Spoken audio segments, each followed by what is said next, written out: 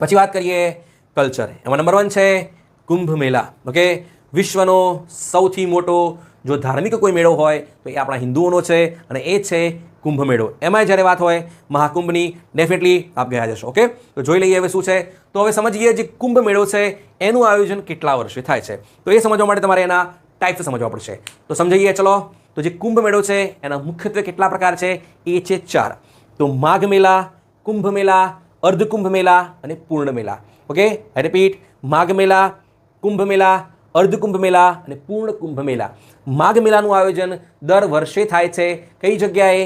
પ્રયાગરાજની અંદર. ધ્યાનથી સમજો, માઘ મેળાનું આયોજન દર વર્ષે થાય છે, પ્રયાગરાજની અંદર થાય છે. બીજા નંબરમાં છે કુંભ મેળો.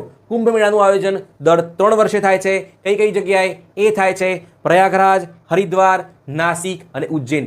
4 જગ્યાએ થાય છે દર 3 વર્ષે કુંભ મેળો. પછી વાત કરીએ અર્ધકુંભ મેળો.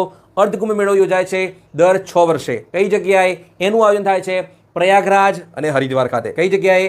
પ્રયાગરાજ અને હરિદ્વાર ખાતે. પછી છે પૂર્ણ કુંભ મેળા. પૂર્ણ કુંભ મેળાનું આયોજન થાય છે દર 12 વર્ષે. કઈ જગ્યાએ? એ જ 4 જગ્યા, પ્રયાગરાજ, હરિદ્વાર, ઉજ્જૈન અને નાસિક. ઓકે, પણ હમણાં પૂરો થયો છે એ છે મહાકુંભ મેળો. એટલે કે 12 વર્ષના જે પૂર્ણ કુંભ છે એ ટોટલ 12 સાયકલ પૂરી કરશે. એટલે કે 144 વર્ષે યોજાય અને એ માત્ર યોજાશે સંગમ એટલે કે પ્રયાગરાજની અંદર. કઈ કઈ નદીઓ છે?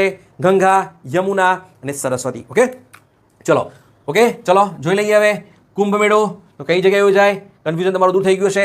હવે જે જગ્યાએ યોજાય છે એ કઈ નદીઓ છે એનું ધ્યાન રાખી લઈએ.